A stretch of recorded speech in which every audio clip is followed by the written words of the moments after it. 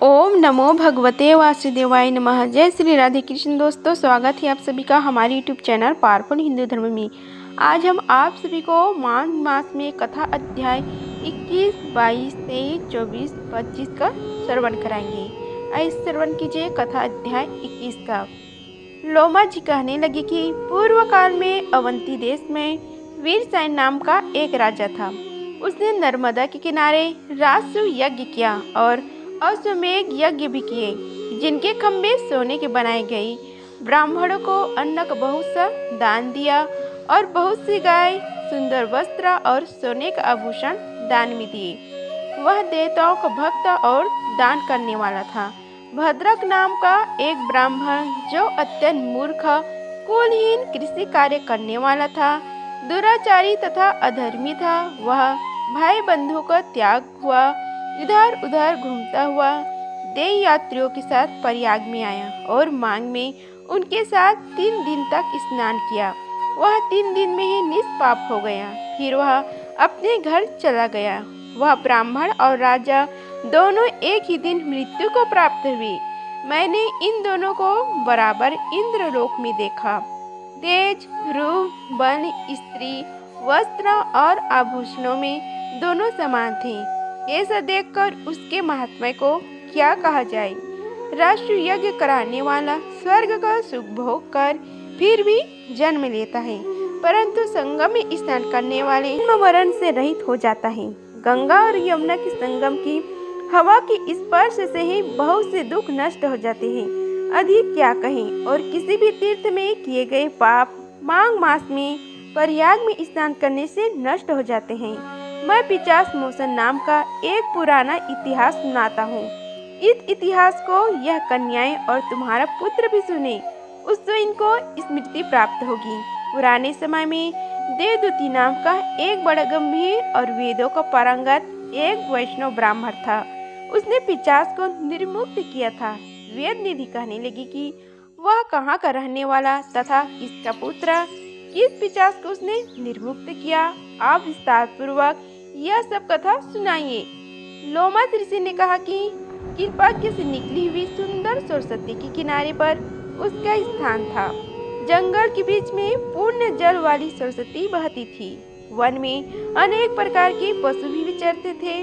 उस ब्राह्मण के श्राप के भय से पवन भी बहुत सुंदर चलती थी और वन चैत्र रथ के समान था। उस जगह धर्मात्मा देवदूती रहता था। उसके पिता का नाम सुमित्र था और वह लक्ष्मी के वरदान से उत्पन्न हुआ था। वह सदैव आत्मा को स्थिर रखता, गर्मी में अपने नेत्र सूर्य की तरफ रखता, वर्षा में खुली जगह पर तपस्या करता, हेमंत ऋतु में सरस्वती सरोवर में बैठता और त्रिकाल संध्या करता। जितेंद्र और सत्यवादी भी था। अपने आप गिरे हुए फल और पत्तियों को भोजन करता था। उसका शरीर सूखकर हड्डियां मानकर रह गई थी। इस प्रकार उसको तप करते हुए वहां पर 1000 वर्ष बीत गए। तप की प्रभा से उसका शरीर अग्नि के समान प्रज्वलित था। विष्णु की प्रसन्नता से ही वह सब कर्म करता था। दधिति ऋषि के वरदान से ही वह श्रेष्ठ वैष्णव हुआ था। एक समय उस ब्राह्मण ने वैशाख महीने की एकादशी को हरि की पूजा कर उनकी सुंदर स्तुति तथा विनती करी। उसकी विनती सुनकर भगवान उसी समय गरुड़ पर चढ़कर उसके पास आई। चतुर्भुज विशाल नेत्र, मेघ जैसा स्वरूप भगवान को स्पष्ट देखकर प्रसन्नता के मारे उनकी आंखों में आंसू भर आए और कृतकृत्य होकर उसने भगवान को प्रणाम किया। उसने अपने शरीर को भी याद न रखा और भगवान के ध्यान में लीन हो गया।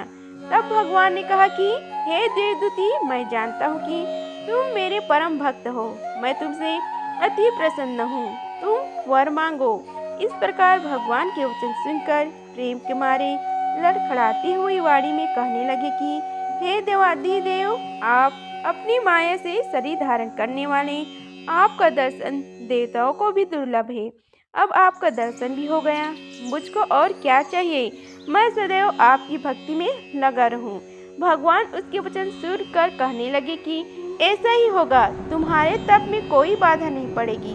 जो मनुष्य तुम्हारे कहे गए स्त्रोत का पाठ करेगा, उसकी मुझ में अचल भक्ति होगी। उसके धर्म कार्य संगोपाक होंगे और उसके ज्ञान में परम निष्ठा होगी। कवियों में जो रूप शोभा देता है और निर्गुण विष्णु भगवान को मैं नमस्कार करता हूँ, जिसमें ज्ञान रखने से श्रुतियों में कहे हुए कर्मों को लोग करते हैं, उस परम ब्रह्म को मैं नमस्कार करता हूँ।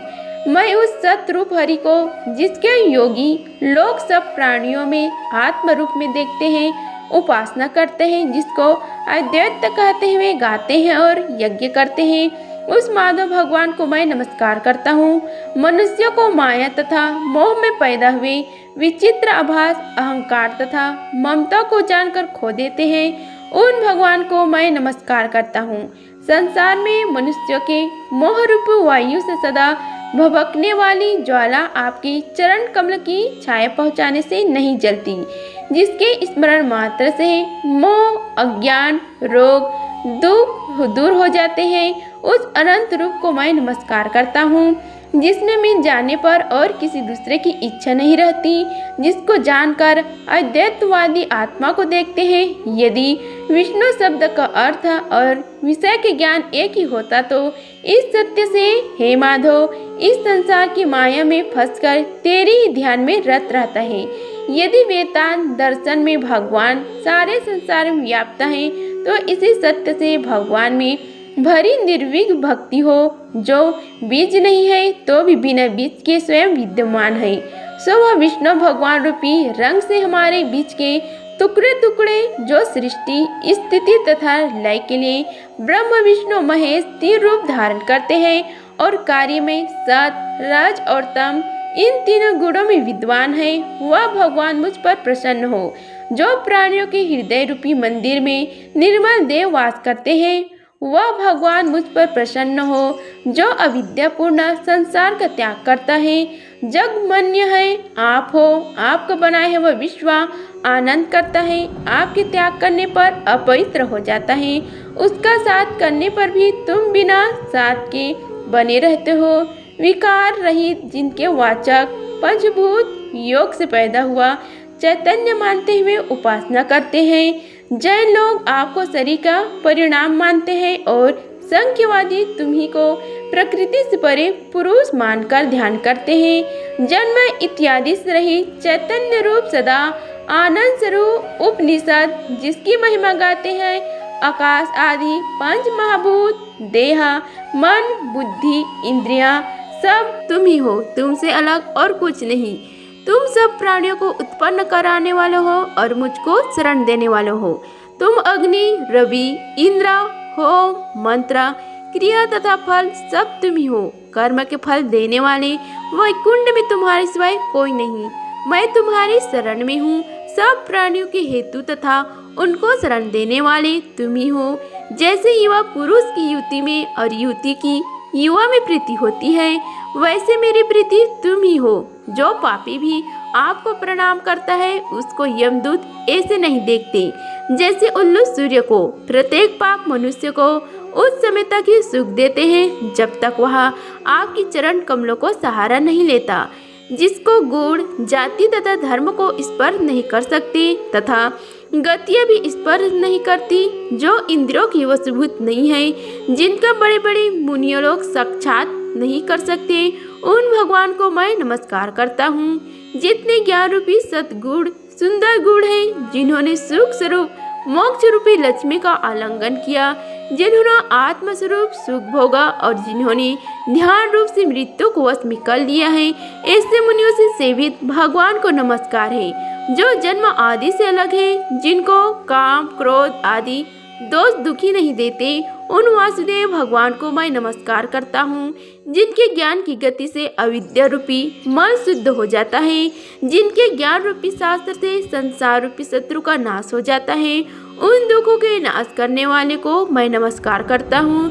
जिस प्रकार सब स्थवर जगह संसार को उत्पन्न करते हैं, इसे सत्य से भगवान मुझको दर्शन दे। इस प्रकार उसकी सच्ची भक्ति देखकर भगवान ने प्रसन्न होकर उस ब्राह्मण को दर्शन दिए और ब्राह्मण की स्तुति से प्रसन्न होकर तथा उसको वरदान देकर भगवान अंतर ध्यान हो गए और वह ब्राह्मण कृतकृत्य होकर भगवान में लीन हो गए और शिष्यों के साथ स्त्रोत पढ़ता हुआ तपोवन में रहने लगा। जो कोई स्त्रोत का पढ़ता है अथवा सुनता है उसकी बुद्धि पाप में नहीं लगती और न ही बुरा फल देखता है। इसके कीर्तन से मनुष्य की बुद्धि, मन तथा इंद्रियां स्वस्थ होती है। जो भक्ति पूर्वक इसके अर्थ को विचार कर इसका जाप करता है वह वैष्णव पद को प्राप्त होता है। इसके सदैव पढ़ने से मनवांछित कार्य सिद्ध हो जाते हैं। मनुष्य सुपुत्र पाता है तथा धन, पराक्रम और चिरायु प्राप्त करता है। इसके पास से बुद्धि, धन, यश, कीर्ति, ज्ञान तथा धर्म बढ़ते हैं। दुष्ट ग्रहों की शांति होती है। यह व्याधियों एवं अनिष्टों को दूर करता है, दुर्गति से तारता है। इसके पढ़ने से सिंह, व्याघ्र, चोर, भूत, देव, पिशाच और राक्षस का भय नहीं रहता। जो भगवान का पूजन करके इस स्तोत्र को पढ़ता है वह पापों से ऐसे ही अलग रहता है जैसे जल पक्ष से कमल। जो इस स्तोत्र का 1 काल, 2 काल या 3 काल पढ़ता है वह अच्छे फल प्राप्त करता है। जो मनुष्य प्रातः काल इस स्तोत्र का पाठ करता है वह इस लोक और परलोक में अक्षय सुख पाता है। वेद दूती का बनाया हुआ यह स्तोत्र भगवान को अत्यंत प्रिय है और भगवान के दर्शन कराने वाली है। योग सागर नाम का यह स्तोत्र परम पवित्र है। जो कोई भक्ति पूर्वक इसको पढ़ता है वह विष्णु लोक को जाता है। अब पिशाच मोक्ष की कथा कहते हैं। आइए श्रवण कीजिए कथा अध्याय 23 का। उमास ऋषि कहने लगी कि जिस पिशाच को देवदूती ने मुक्त किया है वह पहले द्रविड़ नगर में चित्र नाम वाला राजा था। वह बड़े शूरवीर, सत्यपरायण तथा पुरोहित को आगे करके यज्ञ आदि कराता था। दक्षिण दिशा में उसका राज्य था और उसके कोष में धन से भरे हुए उसके बाद बहुत से हाथी, घोड़े और रथ थे और वह अत्यंत स्वभाव को प्राप्त होता था। बहुत सी स्त्रियों के साथ क्रीड़ा करता था और अनेक यज्ञ उसने किए। वह नित्य अतिथियों की पूजा करता था और शास्त्र विद्या में निपुण था। ब्रह्म, विष्णु, महेश तथा सूर्य की पूजा सदैव किया करता था। वह जंगल में भी स्त्रियों से घिरा हुआ क्रीड़ा किया करता था। एक बार वह पाखंडियों के मंदिर में गया और वेदहीन भस्म लगाए महात्मा बने हुए पाखंडियों से उस राजा की बातचीत हुई। पाखंडियों ने कहा कि हे राजन, सही धर्म की महिमा सुनाओ। इस धर्म के प्रभाव से मनुष्य पाप को काट कर मुक्त हो जाता है। सब वर्णों में सब मत ही मुक्ति देने वाला है। शिव की आज्ञा के बिना दान, यज्ञ और तपो से कुछ नहीं बनता। शिव का सेवक होकर भस्म धारण करने, जटा रखने से ही मनुष्य मुक्त हो सकता है। जटा धारण करने तथा भस्म लेपन से ही मनुष्य शिव के समान हो जाता है। इसके बराबर कोई पूर्ण नहीं। जटा भस्म धारण किए हुए सभी योगी शिव के दृश्य होते हैं। अंधा, जड़, नापुंसक तथा मूर्ख सब जटा से ही पहचाने जाते हैं। शूद्र वर्ण के सभी पूजनीय हैं। विश्वामित्र क्षत्रिय होकर तप से ब्राह्मण हो गए। वाल्मीकि चोर होकर उत्तम ब्राह्मण हो गए। अतएव शिव पूजन में किसी बात का विचार नहीं। तब से ही ब्रह्म तत्व प्राप्त होता है, जन्म से नहीं। इस कारण शिव का दर्शन उत्तम है तथा शिव के सिवाय दूसरे देवता का पूजन न करे। शिव तपस्वी को विष्णु का त्याग करना चाहिए। विष्णु की मूर्ति का पूजन नहीं करना चाहिए। विष्णु के दर्शन से शिव का द्रोह उत्पन्न होता है और शिव की द्रोह से रौरव आदि नरक मिलते हैं। इसी से भव सागर से परे होने के लिए विष्णु का नाम भी नहीं लेनी चाहिए। शिव भक्त निसंग होकर जो शिव से प्रेम करता है वह कैलाश में वास करता है, इसमें कुछ भी संदेह नहीं। इस धर्मों का पालन करने वाले का कभी नाश नहीं होता। इस पाखंडी के ऐसे वचन सुनकर राजा ने मोह में आकर उनका धर्म ग्रहण कर लिया और वैदिक धर्म को त्याग दिया। वह श्रुति, स्मृति और ब्राह्मणों की निंदा करने लगा। उसने अपने घर के अग्निहोत्र को बुझा दिया और धर्म के कार्य बंद कर दिए। विष्णु की निंदा और वैष्णव से द्वेष करने लगी और बोले, कहाँ है विष्णु? कहाँ देखा जाता है? कहाँ रहता है? किसने देखा? और जो लोग नारायण का भजन करते थे उनको दुख देता था। पाखंडियों को मत ग्रहण कर राजा वेद, वैदिक धर्म, व्रत, दान और दानियों को नहीं मानता था। अन्याय से दंड देता। वह कामी राजा सदा स्त्रियों के समूह से घिरा रहता और क्रोध से भरा रहता। गुरु तथा पुरोहितों के वचन को नहीं मानता था। पाखंडियों पर विश्वास करता हुआ उनको गांव, हाथी, घोड़े और सुवर्ण आदि देता था। उनके सब कार्यकर्ता भस्म धारण करता और मस्तक पर जटा रखता था, और जो कोई विष्णु का नाम लेता उसको मृत्यु का दंड दिया जाएगा। यह ढिंढोरा उसने पिटवा दिया था। उसके भय से ब्राह्मणों तथा वैष्णव ने उस देश को छोड़ दिया और दूसरे देशों में चले गए। सारे देशवासी केवल नदी के जल से जीते थे। जीविका से दुखी होकर वृक्ष आदि नहीं लगाते थे, नई खेती बाड़ी करते थे। प्रजा अन्न के अभाव से गला सड़ा अन्न भी खा लेती थी। आचार विचार अग्निक्रिया सबको छोड़कर कार रूप की तरह वह राजा शासन करता था। कुछ काल पश्चात उस राजा की मृत्यु हो गई और वैदिक रीति से उसकी क्रिया भी नहीं की गई। यमदूतों से अनेक प्रकार के दुख उठाता रहा। कहीं लोहे की किलों पर चलना पड़ा, कहीं जलते अंगारों पर चढ़ना पड़ा जहाँ सूर्य अति तीव्र था और न कोई छाया का वृक्ष था। कहीं लोहे के डंडों से पीटा गया, कहीं बड़े बड़े दांतों वाले भेड़ियों और कुत्तों से काटा गया। इस प्रकार दूसरे पापियों का हाहाकार सुनता हुआ वह राजा यमलोक को पहुंचा। इस प्रकार कथा अध्याय 23 का समाप्त हुआ। आइए कथा अध्याय 24 का श्रवण कीजिए। लोमा जी कहने लगी कि वह राजा पहले तो तमिश्रा नामी नरक में गया, फिर अंधतामिस नरक में जहाँ पर अति दुखों को प्राप्त हुआ, फिर महारैरव, फिर कालसूत्र नामी महानर्क में गया, फिर मूर्छा को प्राप्त हो गया। मूर्छा से चेतना आने पर तापन और संप्रतापन नाम के नर्क में गया। अनेक दुखों को भोगता हुआ वह प्रताप नाम के नर्क में गया। तब काकोल, कुंडपल, पूर्व मृतिका, लोह शंकु, द्रिजीप आदि नरकों में होता हुआ 80 पत्र वन में पहुंच गया। फिर लोह धारक आदि नरकों में गिराया गया। भगवान विष्णु के साथ द्वेष करने के कारण वह 21 युग तक भयंकर नरकों की यातना भोगता हुआ नरक से निकलकर हिमालय पर्वत पर बड़ा भारी पिचास हुआ। उस वन में वह भूखा और प्यासा भिड़ता रहा। उसको मेरु पर्वत में भी कहीं खाने को न तो भोजन मिला और न ही पीने को जल। बहुत व्यक्ति के कारण वह पिचास घूमता हुआ एक समय फलूत वस्त्रवर्ण नाम के वन में जा निकला। बहड़े के वृक्ष के नीचे वह दुखी होकर हाय मैं मरा, हाय मैं मरा ऐसे शब्द जोर जोर से पुकारने लगा और कहने लगा, भूख से दुखी मेरी इस जन्म का कब अंत होगा? इस पाप रूपी समुद्र में डूबते हुए मुझको कौन सहारा देगा? लोमा जी कहने लगी कि इस प्रकार वेद पाठ करते हुए देवदूती ने उसके दुख भरे वचनों को सुना और वहाँ पर एक पिशाच को देखा, जिसकी लाल डरावनी आंखें, दुर्बल शरीर, काले काले ऊपर खड़े बाल, विकराल चेहरा, काला शरीर, लंबी सी जीभ बाहर निकली हुई, लंबे ओठ, लंबी जांघें, लंबे लंबे पैर, सूखा चेहरा, आंखों में पड़े गड्ढे वाले पिशाच को देखकर देवदूती ने उससे पूछा कि तुम कौन हो और ऐसा करुणा से क्यों रोते हो? तुम्हारी यह दशा कैसे हुई और तुम्हारा मैं क्या उपकार करूं? मेरे आश्रम पर आ जाने से कोई प्राणी दुखी नहीं रहता और वैष्णव लोग आनंद ही करते हैं। सो हे भद्रा, तुम अपने इस दुख का कारण जल्दी कहो, क्योंकि विद्वान मनोरथ पाने के लिए विलंब नहीं किया करते। ऐसे वचन सुनकर प्रेत रोना बंद करके विनीत भाव से कहने लगा कि हे द्विज, किसी बड़े पुण्य में मुझको आपके दर्शन हुए। बिना पुण्य के साधुओं की संगति नहीं होती। और फिर उसने पहले जन्म का वृत्तांत कहा कि भगवान विष्णु के द्वेष के कारण मेरी यह दशा हुई। जिस हरि का नाम यदि अंत समय में मनुष्य की मुंह से निकल जाए तो मनुष्य विष्णु पद को प्राप्त होता है। जो सबका पालन करता है उसी से मैंने द्वेष किया। यह सब मेरे कर्मों का द्वेष है, जिसकी ब्राह्मण तप द्वारा प्रार्थना करते हैं। ब्रह्मा आदि देवता, सनक आदि ऋषि जिनको मुक्ति के लिए पूजते हैं, जो आदि मध्य व अंत में विश्व का विधाता है और सनातन है, जिसका आदि मध्य और अंत नहीं, उस भगवान के साथ मैंने द्वेष किया।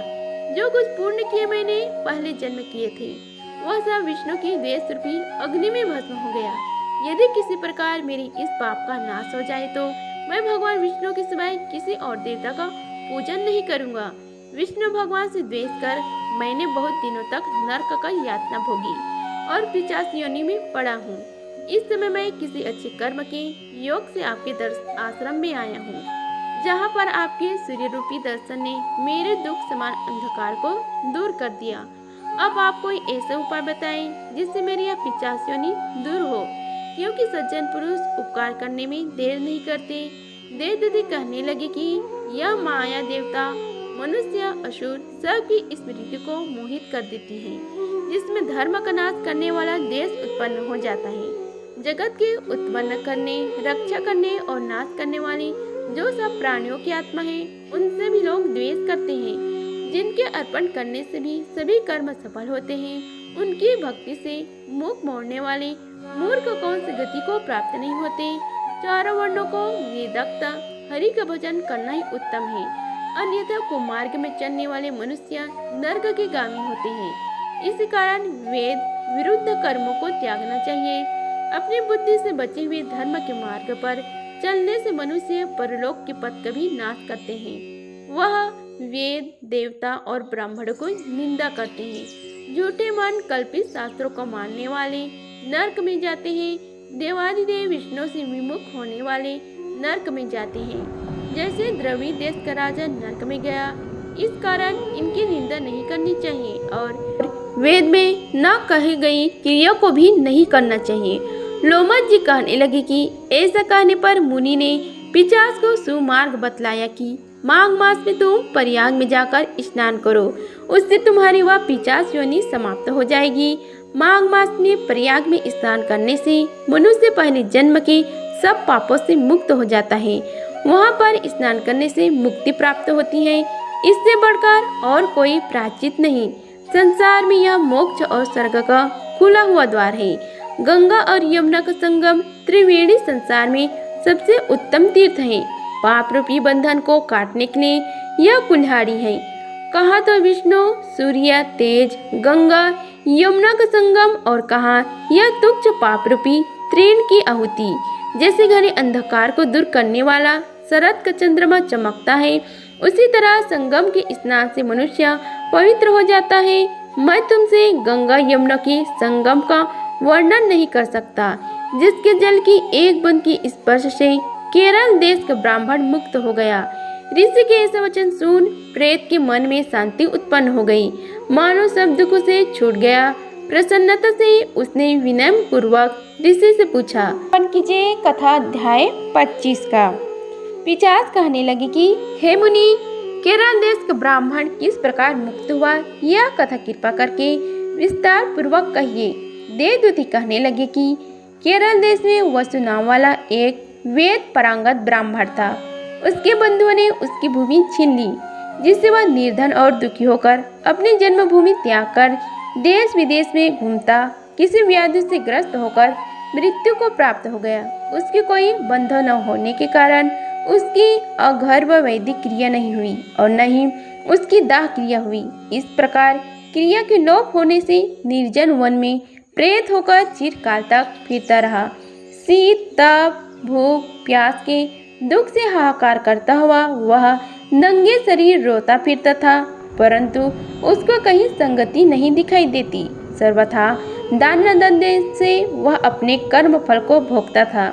जो लोग अग्नि में आहुति नहीं देते, भगवान का पूजन नहीं करते, वे आत्मविद्या का अभ्यास नहीं करते, अच्छे तीर्थ से विमुख रहते हैं। जो लोग दुखी लोगों को स्वर्ण, वस्त्र, तांबूल, रत्न, फल तथा जल नहीं देते तथा छल कपट से जीविका का प्राप्त करने वाले, दूसरों तथा स्त्रियों का धन हरने वाले, पाखंडी, कुटिल, चोर, बल, वृद्ध तथा अतुर और स्त्रियों पर निर्दयता करने वाले, आग लगाने वाले, विष देने वाले, झूठी गवाही देने वाले, कुमार्ग पर चलने वाले, माता पिता, भाई बहन, संतान तथा अपनी स्त्री का त्याग करने वाले, जो सब तीर्थों में दान लेते हैं, पालन करने वाले, स्वामी को त्यागने वाले, गौर तथा भूमि के चोर, वेदों की निंदा करने वाले, वृथा द्रोह करने वाले, प्राणियों की हिंसा करने वाले, देवता गुरु की निंदा करने वाले, यह सभी बारंबार प्रेत, पिशाच,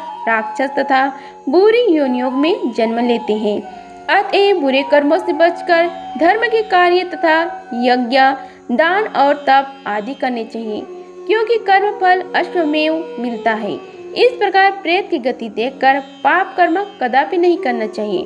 ब्राह्मण कहने लगे कि इस प्रकार उस केरल ब्राह्मण ने उस पर्वत पर अधिक समय व्यतीत करके एक मार्ग में एक पथिक को देखा जो 2 गाड़ियों में त्रिवेणी का जल लिए हुए था। आनंद पूर्वक भगवान के चरित्र का गान कर रहा था।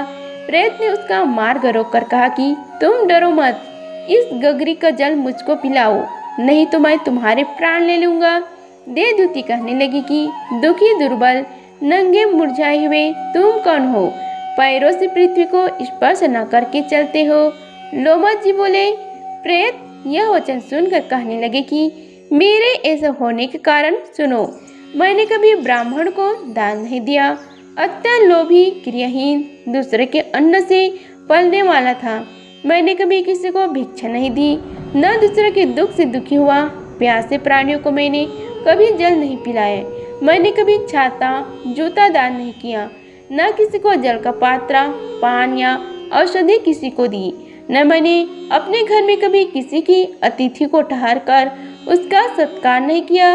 अंधे वृद्ध अनाथ और दीनों का मैंने कभी अन्न से संतुष्ट नहीं किया और न ही किसी रोगी को मुक्त किया, न कभी ब्राह्मणों को दान दिया और न कभी अग्नि में हवन किया। वैशाख आदि मास में किसी को ठंडा जल नहीं पिलाया, न ही मैंने बड़ या पीपल का कोई वृक्ष लगाया, न किसी प्राणी को बंधन से छुड़ाए, कभी कोई व्रत करके शरीर को नहीं सुखाया। इस कारण मेरी पूर्व जन्म सब बुरे कार्यों में ही व्यतीत हुआ। मेरे पूर्व जन्म के कर्मों से ही मेरी यह गति हुई। इस वन में व्याघ्र भेड़िया से बचा हुआ मांस तथा जंतुओं के खाने से गिरे हुए फल, वृक्षों पर लगे हुए सुंदर फल तथा झरने के सुंदर जल सब ही मिलते हैं, परंतु देव इच्छा से मैं कुछ नहीं खा सकता। सर्प की तरह केवल पवन भक्षण करके जीवन व्यतीत करता हूँ। बल बुद्धि मंत्र पुरुषार्थ से लाभ हानि सुख दुख विवाह मृत्यु जीवन भोग रोग तथा वियोग में केवल भाग्य ही कारण होता है। कुरूप मूर्ख कुकर्मी निंदित तथा पराक्रम से हीन मनुष्य भी भाग्य से ही राज्य भोगते हैं। काड़े लूले लंगड़े नीतिहीन निर्गुण नापुषा भाग्य से राज्य को प्राप्त करते हैं। पर्वत पर भी बलवान राक्षस पिशाच रहते हैं, जिनमें से कभी कभी कोई कहीं कहीं वन में फिरते हुए अपने कर्म के अनुसार अन्न जल प्राप्त करते हैं, परंतु आपको उनका भय नहीं होना चाहिए, क्योंकि धर्मात्मा पुरुषों की उनकी पवित्रता ही रक्षा करती है। ग्रह नक्षत्र देवता सर्वथा धर्मात्मा की रक्षा करते हैं। यह पिशाच आप जैसे भक्त की तरफ आंख उठा कर भी नहीं देख सकती। जो नारायण भगवान की भक्ति से पवित्र रहता है उसको प्रेत पिशाच पूतना कोई बांध नहीं सकता। भूत प्रेत पिशाच गंधर्व काकिन शाकिनी ग्रह रेती यज्ञ मातृग्रह भयंकर ग्रह कृत्य सर्प कुष्मांड तथा दूसरे दुष्ट जंतु पवित्र वैष्णव की तरफ देख भी नहीं सकती। जिसकी जीवा पर गोविंद का नाम हृदय में वेद तथा श्रुति विद्यमान है, जो पवित्र और दानी है, उनके कभी भय नहीं हो सकता। हे ब्राह्मण, इस प्रकार कर्मों का फल भोगता हुआ मैं यहाँ रहता हूँ, ऐसा सोचकर मैं शोक नहीं करता। एक बार मैं ज्वालिनी नदी के किनारे पर गया था। वहाँ पर घूमते हुए मैंने सारस के वचनों को सुना था। इस प्रकार कथा अध्याय 25 का समाप्त हुआ। अगर आप सभी को यह वीडियो अच्छी लगी होगी तो वीडियो को लाइक कीजिए, चैनल को सब्सक्राइब कीजिए और कमेंट बॉक्स में जय श्री हरि लिखिए। धन्यवाद। मिलते हैं अगली वीडियो में, तब तक के लिए जय श्री राधे कृष्णा।